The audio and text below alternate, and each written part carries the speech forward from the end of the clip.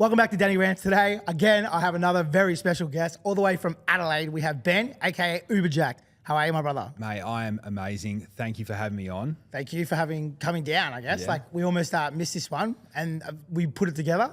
I had a car crash on the way here, but we're sitting here, and that's all that matters. Man, I'm like sitting there just in the hotel because I was running around as well, and we were kind of like, is the time going to work? Yeah. Like, and I was like, you got stuff to do, and it's like, and then all of a sudden I get this picture. It just pops up in the chat, and it's just this car that's just like totaled, and you're like, I've had an accident. I'm like, fuck, man, are you alive? Yeah, you're here, so I am. My car has the tiniest bit of white paint on it, but the other car was completely written off. So 10 minutes late, but we're here. So let's get into this. I'm guessing you drive a tank or something. I do, basically, yeah. It's like a giant jacked up fucking truck, basically, that I use. That's an off-road one. So it's actually the third time someone smashed in the back of my car, and not once have I been able to get the tray repaired because it doesn't even get hurt. Like, the car doesn't get hurt. So it rides off cars. It doesn't get ridden off. Unreal. So why are you actually down here at the moment in Melbourne? Yeah. So I'm down in Melbourne at the moment because I'm catching up with a mate, David Rust. We missed each other when I was over in the UK a couple months ago. Just hectic schedules, and he's playing the Marlowe show on the weekend. And yeah, I've been working with Marlowe for the last couple of years, and I was like, I made the decision. I was just like, yeah, let's go down to Melbourne. I haven't been here for a while. It's When was the last time you were here? Oh damn! I think I was here for a gig like last year. But yeah, it's been a hot minute since I've just kind of come down to just kick it for a few days, because usually it's just standard DJ gig thing. I'm always like super busy, so you just come in, play the gig, you go home. 100%. You don't really do much else. But yeah. For those that don't know who you are, can you give us a little run through of like what you've been doing for the past probably decade now? Yeah, man. All right, I'll do it for some of those like I had no idea. So like I'm a DJ. If you haven't gathered that already, I make and produce tunes as well. And yeah, I guess like most people kind of like that may have heard of me before would have probably heard about, when Melbourne Bounce was a bit of a thing. Like I was kind of like the dude that wasn't from Melbourne that kind of made it. And I don't know if that's why maybe people liked it, because looking back, I was kind of like, I never really, because I never got like, I obviously came to the clubs and stuff when I was like, coming up and stuff and, gigging, but I didn't like grow up in Melbourne and it wasn't part of like the culture here. So I was kind of just doing my Adelaide version of Melbourne Bounce. I think some people liked it because it was a little different, so yeah, that was kind of the first thing that kind of, I don't know, I like kind of got my name out there, for sure. I guess. Off the back of that, toured the world essentially. It was a pretty crazy period of my life where like there was definitely a lot of ups, also downs, and a crazy roller coaster of things, because my background is like, I was just like that kid at school that was just I was just kicking. I wasn't like the most popular dude, but I wasn't like, just hanging out in the library. I was just kind of just chilling with my mates. And the fact that I got into being a musician is the weirdest fucking thing ever because I never even played a musical instrument. Like I literally just didn't even, when I started making tunes and stuff, like I had no idea about anything about music theory. Like I reckon every single other person I used to like hit up my DJ mates, I'm like, oh yeah, I used to like do piano or play the drums or something musical. And I was like, how the fuck did I end up getting into this? Just absolutely fell into it. Because it was back when I was, I studied uni, industrial design. Oh, really? Yes, man. So I was kind of always like making things. I think that's kind of like the thing that, got me into it. As I always like just making stuff. And there was a guy in my class who at the time was like a pretty, like, I would say like pretty big DJ in the Adelaide scene called Armac. Yeah, I don't know. Anyone in the Adelaide scene, like old, Heaven Days and stuff like that would know who he is. And I was just like, that kid who didn't have any gigs that thought it was pretty fucking, wanted to get into DJing. So I just bug him and eventually got a gig supporting one night. Then that happened, and then literally like nothing happened for maybe like 2 years. Yeah, wow. Like literally that was it. Like I, came in one night to fill in for someone and was kind of like, wow, got my first gig, and then like nothing. So were you Uberjakd then? Was an Uberjakd then, yeah. So I was going under another DJ name, which was Grzywacz, which is my last name. Okay. It was my nickname at high school because everyone used to call me Grzywacz because no one could pronounce my last name because it's Polish, and like people just look at it and be like, Grizzy works. So, you know, so Yeah, I can just remember what your last name is. I'm like, I couldn't say it. Grzywicz? yeah, it's a super tricky one. How do you actually say it? Grzywacz. Grzywacz, Yeah, okay. yeah, Polish. I swear, like, there's not many people who have actually like been able to pronounce it. It's super hard to read. If you haven't, yeah, like give it a crack. Yeah. I'll write it in the comments so someone can have a crack at it. Yeah. So that was kind of like that's the early days. Then kind of progressed, like it was just that thing of like, you know, you just got to kind of back yourself enough to just like keep moving forward with music. And I guess like that's kind of what I did. I was like sort of having to go at the music production side of things more than like gigging. DJing, yeah. That was kind of like what. Was there a reason for that though? Like, was it because you're like, you know, the gig things seemed like the road harder traveled and you thought you'd get into production, or what kind of made you do production first? Because normally it's the other way around. It's usually the other way around. Yeah, most people kind of like build a following and then like go, all right, let's make music to kind of like capitalize on that whole thing. Yeah. I used to just make tunes. I don't know why, because I just like to make them. Yeah. To be honest, like I actually like, and what the thing that got me into the Melbourne Bouncy type of stuff is I used to listen to heaps of Ministry of Sound CDs, and that was like, and that kind of like led to like hearing like, you know, this is back when like I know you had the Orc Boys on, not too much, but their sound started to pop off on like a scale. In Adelaide too? To be honest, they're like more of a Melbourne thing, right? Like, man, it's like my well, this is like my experience, and like I guess I was kind of like one of the, I would say I would probably the first person in Adelaide that was playing Melbourne music in Adelaide. You know, and I remember I used to play it, and dead set, I'd play my electro kind of, I don't know, whatever you'd call that style back then that was popular in Adelaide. like Dutchy house sort of that vibe Dutchy stuff. house type of style, and then I would like play a few Melbourne tracks. And it would absolutely clear the place. Like, I'm not kidding. Like, I used to play him, and I used to play him because I liked him. And I was like, you guys just don't get it. You know? And then, yeah, I reckon it come up so quick. Like, yeah, it was like 6 months to 8 months later, you know, all the boys were coming through, and like it sort of took off. It happened so quickly. You know? I think it was like, as well, because like SoundCloud was like a new thing back then, and like the music could just like get out on a scale that like it was never able to before that. Because before that, there was like the forums and stuff like that. Unless you're like, because I was on there, because I like loved it. I was like fanatical about it. It was like downloading all the orcs, like things that people ripped or somehow got off their USBs, and they were all in the forums and all this random shit. And I was like, wow, this fucking music's so cool. Like, man, it was like back then there was like leaks that had on the forums, and everyone would try to keep their tunes in check. Like I remember having songs signed by guys, and someone would fucking release them. I remember one of the guys I worked with, it's actually Heath Another Grapevine, I don't know if you know that song, but it was massive. And I actually got it signed from a label in the UK, so Carl Cox's label, it was called Bush Records, and Eric Powell. Anyway, we had someone re-singing it in England, and all we had to do was not give it away. And he got pissed and gave away the CD with it on it. And that guy ripped it and put it on the forums, and it completely fucked the deal. So like, I don't know where that would have gone from there, but back then it was like, it was impossible to keep stuff off those forums. Yeah, so you were listening to those forums, and that was sort of how you kind of got into that style at the beginning. That was how I kind of found it. I remember I used to just like in my breaks at uni, I would go and like load up my USB with just all the tunes off there and listen to it. And I think that's like what kind of got me into that sound, and I started experimenting with it in my own kind of way, getting like, you know, the Dutch, because I like the Dutch house things. Yeah, because that was like for people that don't know, that's what happened. It was like Melbourne sound, Dutch house, were both big at the same time. And then you included all kind of mixing together. Yeah. And then that became Melbourne Bounce. Like that's really what it was. It was like Dutch house. Spot on, man. Yeah, spot exactly. On, yeah. So what you were producing, like what were you producing on when you first started? Like what, like DAW and stuff? Yeah, like what programs were you using? Oh man, a ripped version of Ableton. You and everybody else. Cracked version of Ableton. Yeah, I mean, you just, when you're young and you don't have much money, man, you just doing whatever. And then all of a sudden it started to become a real thing when I got like tracks signed, and you know, that progressed to like, doing, you know, working with Denmark and Steve Aoki and touring around the world, Tomorrowland, like. I want to get into all that stuff. So when you're first starting, right, so you played your first gig, you're basically starting to make music because you're inspired by what's going on down here. No one's really into it in Adelaide yet. It explodes into Adelaide, which it did, because I think Adelaide was like the first city to really take it on the chin. And you're starting to like, you know, replicate your own sound during that period. What happens there? Like, do you start to get gigs from putting your songs on SoundCloud? Like, how do you start to get noticed?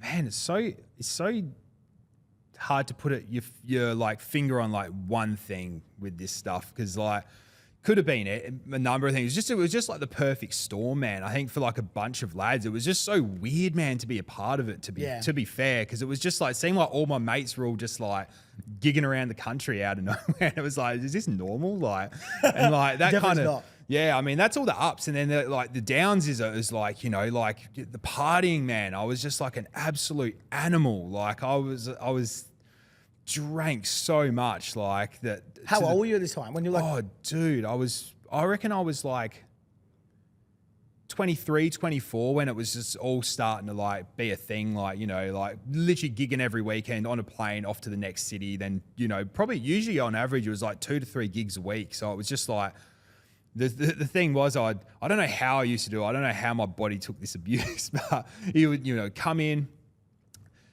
you know, go in, have dinner, go head to the club. Usually I would always drink my rider. Like, I don't know if What was your rider? My rider back then, I've always had just like a bottle of Goose. There's some beers on there, which sometimes I'd drink, but you know, it'd be straight to the Goose, get that out, drink as much of that as possible till that's all gone.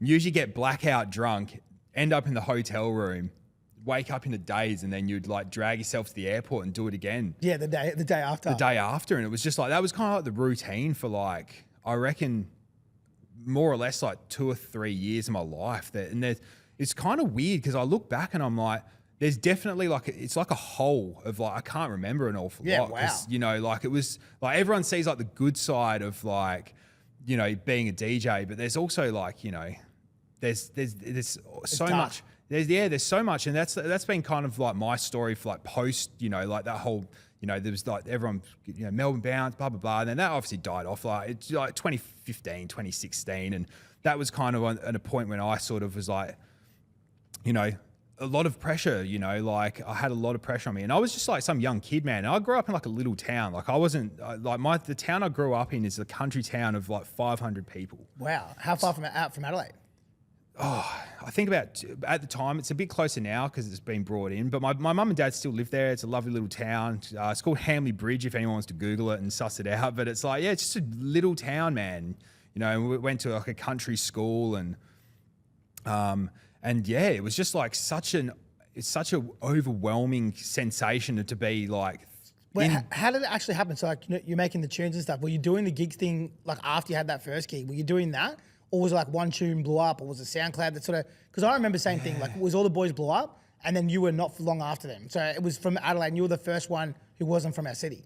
And so I was like, in my head, I've always wondered, and that's like half the reason why I invited you down today. Is like, how did you go from, you know, from being, I guess you're saying like a bedroom DJ in a sense, to blowing up and traveling around the world, really? Yeah, straight up, man. I mean, there's probably a number of things, you know, like. Were you doing the gig circuit thing in Adelaide at the time, early on? Yeah, I was like a resi. You know, I was just doing the resident circuit, and like that was kind of where I got my roots in partying and just like being having a reputation of being that dude that was just like promoter's best friend sort of vibes. Thursday to Sunday on the sesh, and then you know it was just my reputation in town. You know, I was out and about. And somehow I was between that I was pumping out good tunes as well. Yeah. So like I was just in the moment, man, loving life, bro. Like that's how I saw it. It was, you know, like. Living the dream. Actual dream, yeah. Yeah, it was crazy time. But yeah, I mean, what actually was it that, you know, made a big change? I think, you know, for me personally, like when I signed the deal with Ministry of Sound. Yeah, okay. That was like a pretty pivotal point in my life because like. Were you releasing through SoundCloud and stuff prior to that? Or was it you doing pretty much stuff? Yeah. Pretty much, man. Like, I mean, I did have some releases on some labels, but I remember I had my first EP was released with a guy called J-Trick. Yep, J-Trick. Yep. He was another one. It was like you, J-Trick, Tim Mac, like all those dudes. Yeah. Jamie was like he was like the Sydney boy for the bounce. Yeah. Sounds. But yeah, had a release on his, and then I had one on a label called Neon Records, which I think is Melbourne based. Melbourne based, yeah. Yeah, Neon Records, and then after that was not too long that I got the connection with Ministry of Sound. They were like my agent. Guy called Trent Grimes, who I still work with to this day. Oh, really? You still work with Trent? Still work with Trent to this day. We've had, you know, it's not very often you have like a, you know. He's a legend too. He is, yeah. Trent's. He can knock him back. He can knock him back, mate. He's seasoned veteran, I'd call him. He is he's the general. Yeah.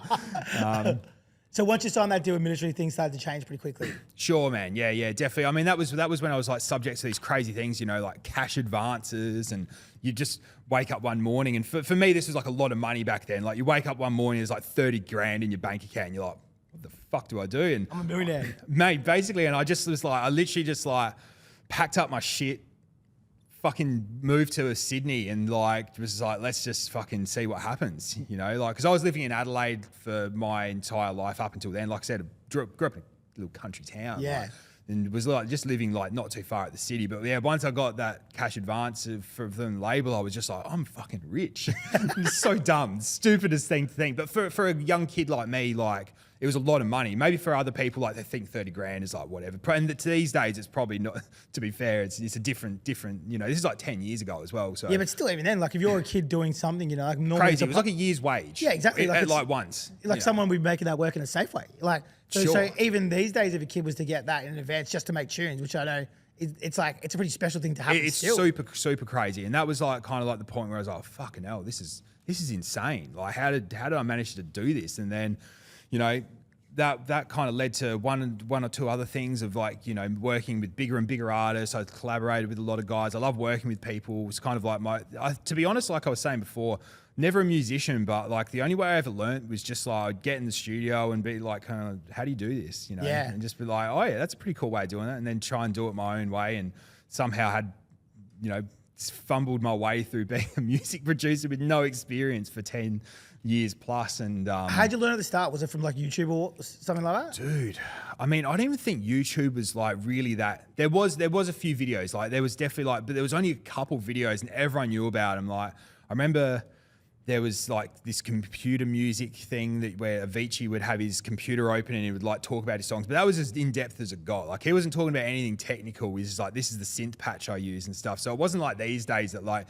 you literally type in any sound and someone's like gives you a in-depth step-by-step guide on how to make it in Serum. Like you had to just work it out yourself. You know, you just had to like just open up Ableton and just play around with it until something happened that sounded cool, you know.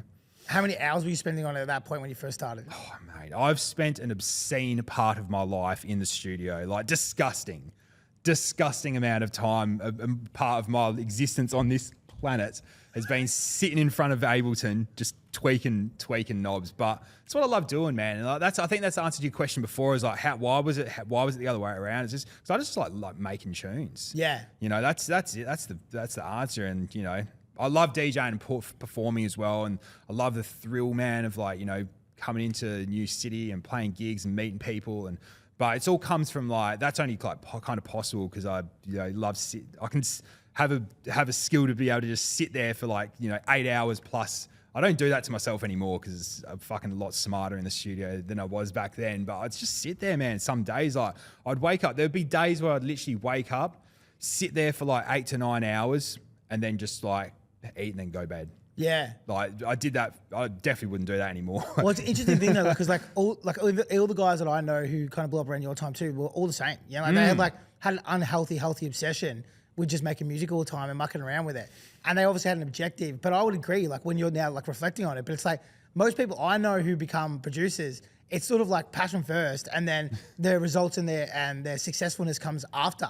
So it's like you can't kind of do it to be successful. You got to do it because you love it, and then you become successful because you're doing something obsessively because you love it, in a sense. Such a good point, man. This is like the dilemma I have with some friends and stuff that like want to do it the other way around. They kind of like, you know, got a bit of a profile and they're like, oh, you know, and so it's kind of going to the ghost producing route sometimes. And for those who don't know what ghost producing is, because I haven't brought it on this podcast, tell me what ghost producing is. This is actually funny you brought this up because it was I was flipping through some of your reels and there was one that popped up and it was obviously what you said. I was like, oh yeah, cool, yeah. But what got me the most was like the comments. I was looking at the comments. It's like people don't actually realize this shit goes on. Like, no, they have no idea. People think that all the DJs are just sitting in their studio making music, and it's like, no. So what is some of them, but yeah. So what is ghost producing for those that don't know what it is? I think this is my idea of ghost producing. Everyone else, if you ask someone else, they probably have a different perspective. But I think it's like a dishonest sort of way of claiming art. You know.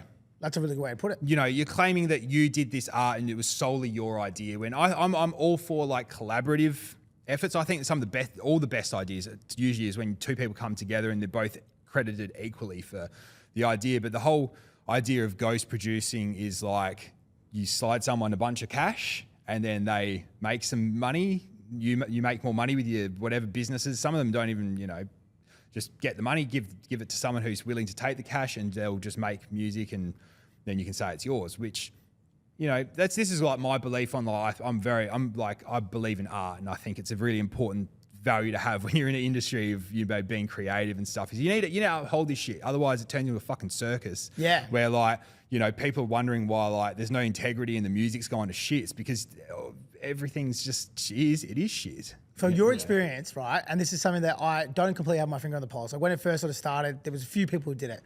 Would you say that it's growing? Like there's more people doing it now than there was? I feel like we're talking about drugs or something here.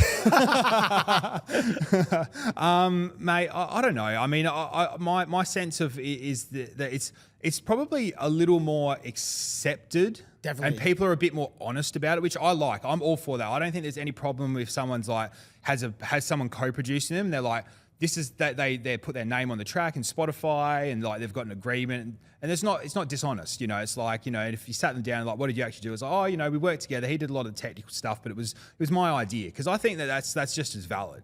I think like the actual like vision of and an idea of a track, and that's why I think a lot of people who aren't the most technical producers come up with consistently great songs, especially who are DJs, because they got their fucking finger on the pulse, man. They know what the cool sounds are. They hear something and go, yeah, that's good. Whereas a lot of the guys who have all the technical ability sit in the studio, they wouldn't know if a cool sound from another one. Do you know what I mean? But that's a super good point too. And that's why I think like a lot of the, it's a good partnership. But I think like for me, like what I like to see is like when it's like people are a bit more honest about like, yeah, this person's like a big part of my team. Like it's not just all for sure all me. It's like that co-producing thing is an interesting one, because there's a guy, I'm not going to name him, but I'll tell you after. And he used to have his stuff written, but it was his ideas. So I would be there and I'd listen to what he'd made, and then I'd hear what come after. And obviously it would get like completely turned up, right? But it was his idea. Definitely was his idea. Yeah. Now that guy is a great producer and he produces himself, but he kind of learnt from ideas to like how to do. That makes sense. So there's merit in that, like when you co-produce. But a lot of people, what they don't know is that people just get paid money. They never sit in the studio. They never have any intention of sitting in the studio, and they just take credit for the art basically. And it's a uniquely kind of dance music thing. And it's sort of, it's everywhere. But unfortunately for people like yourself who do write your own music, people have those questions about it. Like they're always like, who does write it, who doesn't write it? Because no one knows, because it's dishonest, right? Yeah. It's such a gray area, because like, there is people that, like you said, will write the music, but it's not, theirs. Yeah. And then someone will come in and finish it off. Like, where's the line in the sand where like this is, Yeah. And I think like dishonest is like the best word to use, because like when you're being fucking dishonest or not. When you're telling a bit of a fib, but when you're just being straight up and being like, yeah, like I did this, they did this, we worked together, it was my idea, but like they definitely brought something to the table. It's not just for sure. Yeah, I appreciate it, man. That's a really good overview of that. That's how I see it anyway. Ghost producing. So, okay, going back again, we're just kind of jumping all over the place, but that's what we do here. But basically, you moved to Sydney, you've had this leap. So you've gone from being like from a small country town, everything blows up for you, and then you're moving to Sydney, the big city, literally, right? Yeah, literally. And you've got money in your pocket, you're getting gigs, getting flown over there, all over the country and whatnot. How did you sort of deal with that? Like, how was the change from going from this kid from a small town to this big city? Yeah, it's crazy. It's crazy, man, in hindsight. In the moment, like life, is you don't really have time to sometimes take it all in and like sit here and assess it all. You're just like, what am I doing today? All right, I've got to do this, make tunes, do this, do that. And it's just like, I think it's really, it's a tough one to like, you can always look back on hindsight in any situation, right? You can go, oh yeah, this is maybe why I did this, but you're kind of, trying to just be in the moment. And maybe I look back and I'm like, maybe I didn't make some good decisions, but I made the best decision I could at that time with what I had. With what you knew too. With what I knew. So like, you can't be too tough on yourself and have regrets. I don't have any regrets about anything I've ever done, because if I did have regrets, I wouldn't be sitting here talking to you right now. I would be a different person. That's not me. For sure. That's a wicked way to think. Yeah. So was it difficult though? Like it was like, what were some of the difficulties, I guess, like going from a kind of normal life, what would people would call normal, to being like on the spotlight, flying around the country. Like surely that came with its own challenges. Mate, it did. And that's what I was touching on before is, you know, there's like the ups that everyone sees and there's also the downs, man, you know, like I was like, I would say like I was a pretty sensitive person, you know, like when I really did value a lot of like what people thought, and I think that's what made me good is, you know, I genuinely fucking gave a shit about what people thought, and it was really tough, man, I think like it was one of the things, I'm not going to use the word regret, but it's one of the things I look back on, I'm like, I wonder what it would be like if I didn't do it like that, of having the whole Uberjakd thing. You know, because like the story behind that was it's actually the stupidest reason that like why I've called Uberjakd. There's a reason behind the name, but that's not the main reason. The reason why I wanted to have a different alias or something is because originally my DJ name was just DJ Grzywacz, which was just like my nickname at school, which was just like what I related to. But the thing was, man, I had one of my early gigs back when it was called Grzywacz, and like I was up there and the MC's like, it's a loud club, obviously, you know, what's your name, bro? What's your name? I'm like, DJ Grzywacz. Oh, I'm pretty shy and stuff, about to play my first set. He's like, yo, guys, put your hands together for DJ Grzywacz. I'm like, I just thought to myself in that moment, I'm like, brother, you got to change your name. This ain't going to work. So then I come up with Uberjakd. It was like, literally, I was a massive, massive fan of Afrojack. Got a funny story about that if you want to hear it later. When I met him, oh my God. Yeah. But yeah, massive fan of Afrojack. I like idolized him. His music was like, I want to produce like this guy. He's a gun. And like, and Uber was just a funny word that I heard at the time and put them together, and then Uberjakd was born. But yeah, the thing that I found, I'm not sure if it was or wasn't, but you know, people can be pretty heartless and say some pretty terrible things to you when you're in the public image, especially when you're in a position of where they place themselves below you because they see you as like successful, whether that's like as a hater or whatever. They sort of dehumanize you, right? They dehumanize you, yeah. It's like you'd say it too, but it's like I'll be like eating breakfast, yeah, like, and which is cool, whatever. People would come up to me and talk to me. I'm like, you wouldn't do that normally, yeah, and like, which is fine. I have no issue with it, but it's like they think you're a meme character or something. It's like a video game character or a movie character. It's like they don't have this like thing where like, fuck, man, it really hurts when you say that shit to me, you know? Like, why did you say that? That's definitely not true. Like, you just, you know...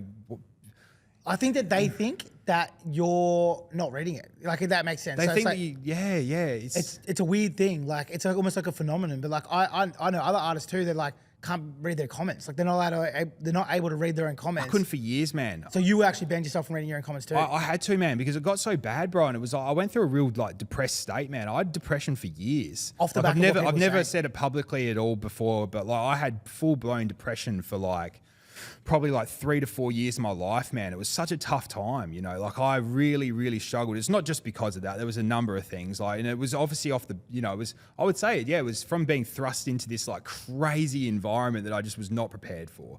How can you be though? Nobody is, yeah, you know, and you're just dealing with it however you can. But yeah, I had depression for years and I'm like well past it now. And like, this is like still years ago that I'm talking about this period, but yeah, it was tough, man, you know, and I had to ban myself from reading comments because I'd read shit and it would like affect my creativity because people would just say shit like, you know, just negative shit really, you know, and some of it was like pretty, I mean, probably the most memorable one that I ever read was like, I was like, what?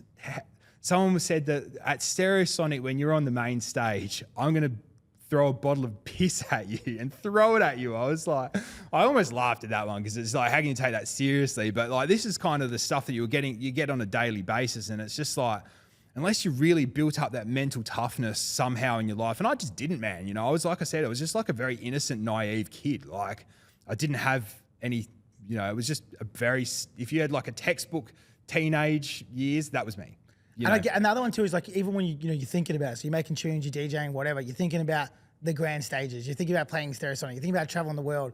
You never ever sit there and think about random people from places you don't know telling you they want to throw bottles of piss at you. Yeah, or you're not thinking about people saying your song sucks or I hate you. Like that's not, when people think about becoming rich and famous, they don't think about that. So that's why you can't mentally prep for it, right? Totally, man. Totally. So like I was saying, you're just kind of dealing with it how you can. And yeah, it was tough for me, man. It took me like years to really like work and, you know, look at myself and, you know, get back to a point where I feel myself again. But, you know, sure. That's what happens is, you know, when you are in an environment like that, like you boom, put up a wall. And one thing I actually didn't realize until very recently was like the reason why, because I went through a massive writer's block, man. For someone that loves to make music, I literally couldn't fucking finish a song that I liked for, I'm going to say like 5 years. You know, there's a 5-year period from like, I reckon probably like, I'm going to say like 2016 till like probably 2021. I started writing music that actually was like, yeah, I fucking like this again. And because I just put this wall up, man, because it was just the only tactic I had. And when you put that wall up, you can't be an artist. It is a thing, man. Like I actually said to someone the other day with my stuff, like obviously we've not necessarily known each other face to face, but we know who each other are for the past 2 decades or decade, whatever. But I'm like, when my stuff blew up, I actually said that my self-esteem got worse, not better. And people were like, really? I'm like, yeah, because I don't have to sit there, think about myself or watch myself or have people comment on what I'm saying or doing. But I'm like, my confidence got worse, not better. Whereas people would assume that your confidence gets better when you're in the spotlight. If that makes sense. It's all these assumptions, isn't it, that people make, and it's usually somewhere in the middle. You got to learn to build yourself back up. You got to have both things. You know, you got to. Another one is when you're doing that stuff, right? Like which people talk about a lot. And so I don't know if this is something you've dealt with, but again, people don't know. Like when you're a traveling DJ, you're traveling around the world, a lot of times by yourself, right? How did you deal with that sort of, you know, drinking, you know, out partying, doing whatever? You're obviously getting bad comments from people. Then on top of that, you're spending a lot of time, I'm assuming, by yourself, traveling in planes. And it's like the less glamorous side that people don't see is that being a DJ, majority of the time is waiting for something to happen. Like you might have one. Highs and lows, man. It's just like fucking like this polarity of it is crazy. But how did you deal with that tour life? Man, I think that what got me through, man, is I love new experiences. I love meeting people, and I love like doing, you know, just like one of my favorite feelings in the entire world is when you land in a plane and you like breathe that first like breath of fresh air in a new city that you haven't been before. You're like, fuck, it's like an adventure. You know, I think that's like kind of what got me through some of the things, like, you know, like obviously like the loneliness. I mean, I was a little lucky that I always was, for a majority of it, touring with someone for a lot of that time. I did have, you know, my own single tours, but I don't think I really got super lonely. But I think I've masked that with the drinking, right? Yeah. Because I was like, you know, grew up, like I wasn't like the most confident kid. Like that's pretty much like the gist of the story. And I used to drink to get confidence. So I would go into a new city, be a little bit nervous and like worry about like what people are thinking. Like, fuck, they probably think I'm like rude or something. Because one thing that a lot of people said was like, oh man, he's so rude. He doesn't like put himself out there. But I wasn't fucking rude. I was fucking shy. Yeah, nervous. You know, nervous. I was like, fuck, I don't know if I say the right thing. I'm like, this is years ago. And like, I don't need to drink to have that confidence now. I just have it. But like, that's the only way I knew how to get it. So I'd be like, fucking get the Belvedere out. Let's get some drinks. And then I'll get into a thing. But the thing is like self-destructive as fuck, because you're like literally drinking a bottle of fucking spirits every night is so bad for you, you know, like. Yeah. Yeah. It's definitely bad for you. Yeah. I've never seen a doctor be like, you should drink a bottle of spirits every day. So the other one too is like, obviously, again, you've traveled around the world. Just tell us a little bit about what you've done in those, I guess, like you tick off your biggest accolades. And I've got another question I want to follow with. Sure, man. Sure. Yeah. I mean, biggest accolades would have to be like, I mean, everyone knows what Tomorrowland is. That was a massive, like, I would say like manifestation moment for me. Because one thing I used to do was producing music. I was fucking sit there at my like desk and like close my eyes and listen to my tunes and just imagine that open air at Tomorrowland at this festival and like people fucking losing it. And I like lived that moment. It was crazy. It's crazy moment in my life. I mean, and it definitely like that tied in with the whole depression thing. There's a complicated shit in my life going on, but that was a massive moment, huge, like being able to get up that stage and working with guys like Steve Aoki, you know, his name is like, you know, everybody knows who Steve is. He's a legend, you know, like he's done so much for music and being able to work with him was crazy. And from there, then, you know, like it was just seemed like a world tour from one country to the next for like 3 to 4 years, you know, it was a pretty insane time. And then on top of that, you know, like music writing, you know, like I said, I mean, this is why I'm like so excited about what I'm doing now, is because I'm feeling that like, you know, excitement in like writing again in the last like probably 12 months. But like I said, I kind of got a bit of like, I would say like success from my music, and then like, boom, I put up the wall, and then like had like this massive writer's block for years. So I feel like I've only like, you know, I had a few like popular songs, you know, but nothing like I feel like is, you know, I'm not done yet with the music writing. Getcha. You know, like but in terms of like touring and that stuff, like it would be hard for me to like top some of the experiences that I've had. You know, that's what I was going to say. Do you have a couple like pinch me moments that you've got? Like, obviously Tomorrowland's one, but yeah, Tomorrowland, Ibiza, playing in Pasha Ibiza, like fucking what? You know, how did that happen? You know, like so crazy. Obviously, like it was a crazy time. I'm like, there was an awesome part of my life was back when the Aussie circuit, you know, had Future Music, Stereosonic. I was on all those national tours, and it was just like coming in and out. The amount of crazy stories that I can't talk about in this podcast because they're all too, you know, I'm not going to talk about those. But I'm not going to make you. Yeah, just like, you know, the people that you're meeting, you know, like you're meeting all like the most famous DJs in the world, and you're just hanging out with them, and there's all this crazy shit going on, and it's just like one city the next thing. You go in the airport, and they're getting kicked out the lounge because we're all just too much of a ruckus, and it's a crazy couple of weeks. That was a pretty awesome highlight of my career is being able to be on that national tour for, you know, Future Music and Stereosonic for a couple of years, playing, the main stage after like Skrillex literally pulling his USBs out, and then I jump on in my hometown of Adelaide is like, it's fucking insane. It's things dreams are made of. It's like, what the fuck? That's crazy. But the other side of it is that like, it's only like when I'm sitting here talking to you about this is like really reflecting of it. So many of those memories are just like, because of the drinking, they're almost like they're blurred. There's heaps of times where people say, "Oh, I remember this." I'm like, "Oh fuck, I remember this now," but like my memory's so hazy from those periods because I was drinking so much to try and I guess get through to, you know, because I had sort of the issue of like felt like a bit like a fish out of water, man. Imposter syndrome set in hard, bro, hard. I would be like, you know, doing all this crazy shit that I just said, and then I would have a moment of thought and go, what the fuck? How did you fucking do this? You know, bad thoughts, but I didn't have I don't have the fucking wisdom that I have now, and like that's why I don't have any regrets, because the only reason I'm like I am now is because I've had a chance to do that crazy shit and sit back and go like, oh, yeah, right.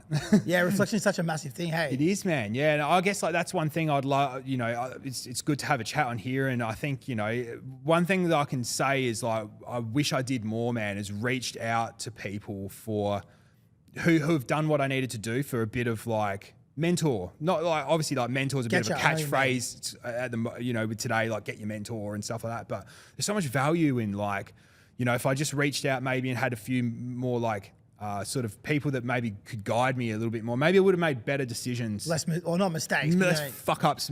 I'm the king of learning shit the hard way.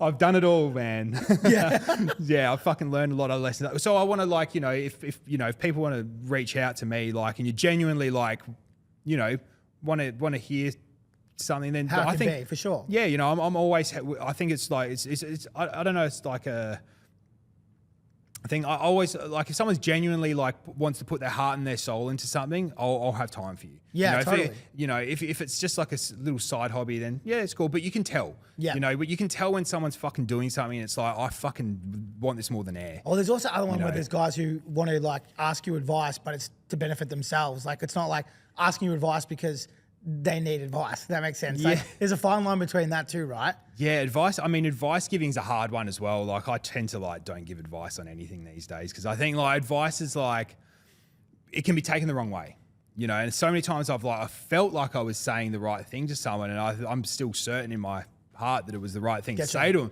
but they took it the wrong way. And it's just like I think like one of the hardest things and most helpful things you can do from someone is to like let them work their own problems out, but give them the foundations and the questions to ask themselves to work it out themselves. Because if you work it out for them, they didn't learn anything. Oh, they also don't want to listen. Like, you know, they don't want to listen as well. Everyone thinks they fucking know best. But it's like me too. Yeah. And like, so you can tell someone like, hey, this is what I always say, this is what I would do. It's up to you what you do. And then they won't do it sometimes. Like, fuck, I wish I took your advice. But it's like, if you say this is the answer, it's almost human nature says it's not. Like it's this weird thing.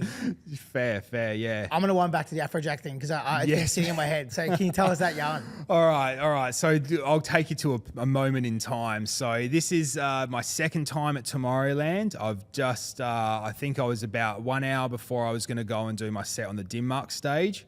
And I got pulled backstage. This year because it was the second year, I'd brought my missus at the time over with me, plus a couple of my friends from Adelaide. So I had a bit of a crew with me. loving life. I'm just like, fucking, how good is this? I'm over on the other side of the world playing Tomorrowland with my friends. So I'm just on cloud 9 basically. So we get pulled in the backstage. We're just chilling out there and waiting for we're going to do like an interview with one of the guys from Denmark. And then Afrojack's like sitting over at the table, and I'd never met him properly before. We'd brushed past each other on the Stereosonic run. Maybe he saw me, maybe I saw him. We never really like had a conversation or anything like that. And my missus at the time saw him, and she's like, I'm gonna go and get a photo with Afrojack. And I was like, all right, yeah, go and get a photo with him. Like, I'm sure that'd be fine. He goes up to her, she walks up, and then she walks back. She's like, oh, he told me I'm not doing a photo. And I was like, I mean, she was a good looking girl. I'm sure she wasn't rude. So I was like, nah, not today. This is me, struts over. I've had probably about 6 or 7 vodka Red Bulls, just like struts over. I'm like, Afrojack, let's get a selfie, brother.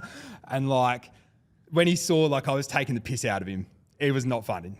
He was not happy. He was not loving it. So if he ever sees this, hopefully he's not got hard feelings about it, because I looked up to him so much, man. That was the funny thing about it. It was just like I just saw this thing of like, don't take the piss out of my missus and like be rude to my missus. So I was just like, you know, what's that famous saying? Never meet your idols. Never meet your idols, right? Yeah. So I met him and was an idiot.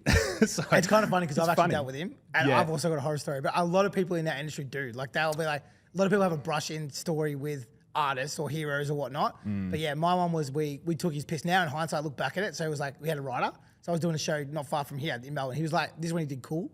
And we were taking the alcohol out of his rider, and he lost his mind. And at the time, I'm like, man, come on. Like, we're just trying to like hang out. But yeah, in saying that, Dutch people sometimes they don't have the same sort of, Australians and Dutch people are very different. Yeah. It's different cultures, isn't it? 100%. You know, like everyone is different. I think that's like just one of the things, especially from traveling, is like you have to have a understanding that your way of thinking and your beliefs is not necessarily someone else's. You have to learn to like listen, and like sometimes the communication you got to decipher a little bit. You know, like it's not just like Aussies are really just fucking.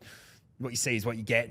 Take the piss, you know, very sarcastic. Yeah, but exactly. that kind of like doesn't work with some people, because that's not part of their culture to be like sarcastic. It's just, yeah. For sure. And it falls in deaf ears, doesn't it? So do you have a favourite party story from your time doing all this stuff? Oh, mate. I mean, this is just, I don't know. Should I say, do you still drink now or you know? Mate, no, I will. I'm not at the moment. I'm doing 75 hard. So I am on day 13, I think it is. So going strong. But yeah, I mean, I'm not like a, you know, I can control it enough. Yeah. You know what I mean? I can enjoy a drink and don't have to like completely cut it out of my life. So which I'm glad about, because I do enjoy having a drink occasionally. Same. But these days, to be honest, I'm so busy with the projects that I'm doing. I don't necessarily go out and party unless it's, once you've done all this crazy shit, it's got to be something good to turn up for. So 100%. You know, it is going to be hard when I see the vibe down at Marlowe's show tomorrow night and my mates being around, but will not be drinking because I'm doing 75 hard. So don't make me drink. So our favourite party yarn to finish up with? Mate, to be honest, like the one that's coming to mind is it's not even really a story, but it's just one of the most funny, weird visuals that I've ever had in my existence, because it's so random. And it actually happened in this city, and it was at Cloud 9 one night, because I used to play there pretty frequently. In the basement, I'm just like walking down to my set. There's someone dancing with a pot plant.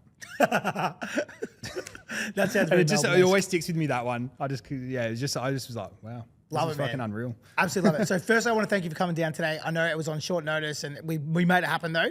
It was awesome to actually meet you in person for, I think, the first time. Maybe I've met you beforehand, but I'm pretty sure it's the first time.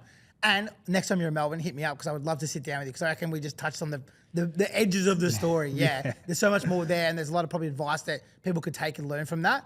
I have to do my sponsor hit up thing, which is a part of keeping the lights on. First one, WP Shots, which I'm an owner of. No doubt you probably know that. You can get that at First Choice Liquor, Liquorland, or any good independent around the country.